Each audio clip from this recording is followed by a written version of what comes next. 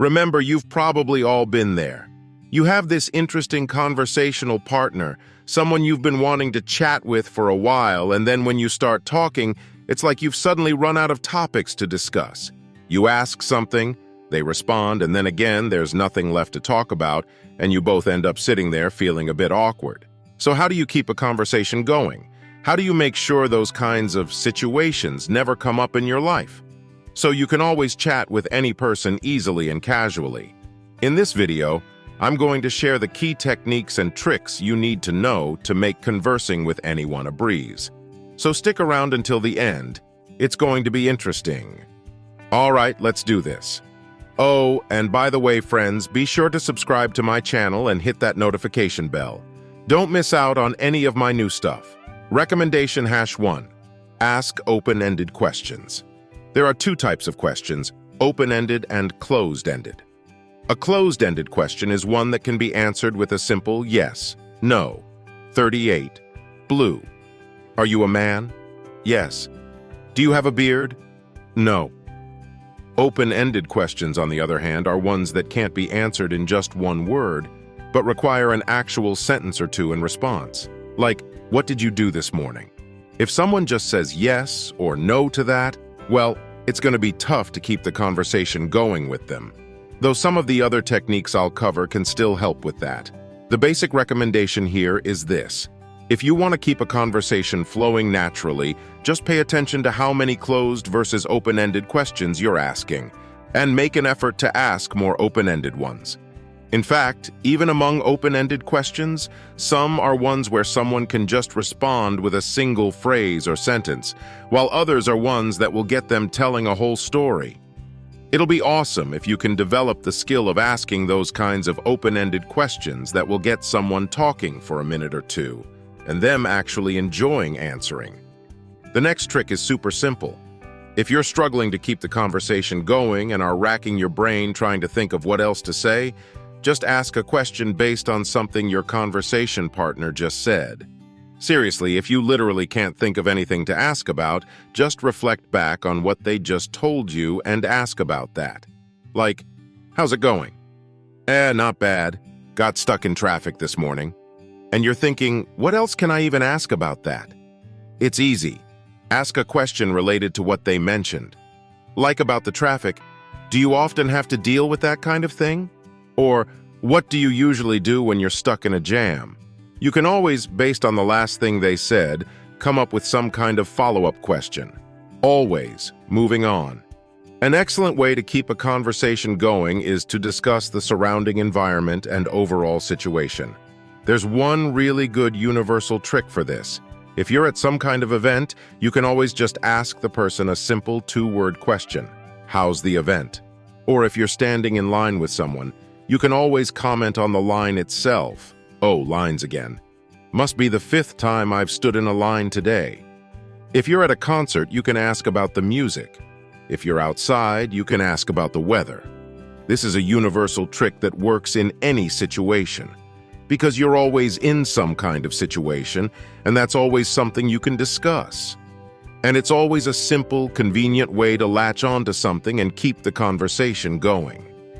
The next method won't give you an immediate effect, since it requires some practice, but it's extremely effective, and from personal experience I can tell you it radically changes your whole life. Develop your speech. Your speech is just like any other skill. It gets better the more you work on it. Try talking a lot, for example, into a microphone or in front of a camera or standing in front of a mirror. Anything works. If you're really bad at coming up with things to say on your own, just take a book and start reading it out loud. This is genuinely very, very effective.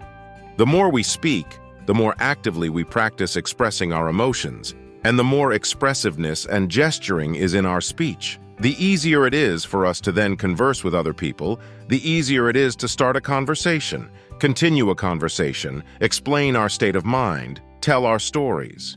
Of course, the most effective way would be to become a YouTuber and post your conversations online.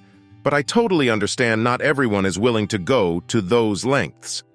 There is one other super effective method, though, that they use in theater classes: singing. And I mean loud, energetic, passionate singing. If you practice that daily, you'll really feel a sense of liberation and uninhibitedness.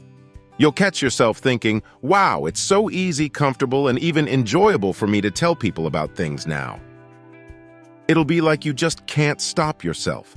You can compare it to running. If we've never run before, we can barely do 5 minutes before getting exhausted. But if we run regularly, we can go for an hour and feel great. It's the same with speech. If we actively train our expressiveness, we build up our speech endurance, and it really does become easy and pleasant. The next trick will help a lot quicker, even though it's not the best. Have a stash of stories, jokes, or other things you can pull out and tell in any situation. You can even keep a dedicated file where you save the most interesting stories to tell when the moment arises.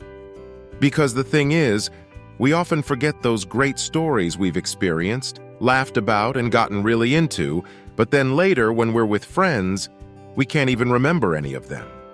If we write them down, it makes for an awesome reference, and a lot of people find this technique to be really helpful. The next tip, if you want to keep the conversation going with someone, just ask for their opinion. People love sharing their opinions. Ask them about anything and they'll tell you all about it. And if you combine this with the previous point, discussing their opinion in the context of the current situation, you'll get an even bigger boost. Here's another good one. Acknowledge awkward moments. People love hearing about other people's blunders, and if you can turn it into something humorous and positive, everyone wins. So if the conversation hits a lull because someone did something awkward, just openly admit it.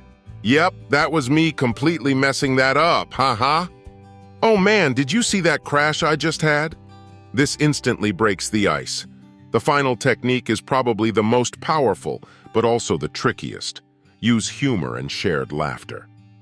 The thing is, laughter is actually a key tool for building social connections.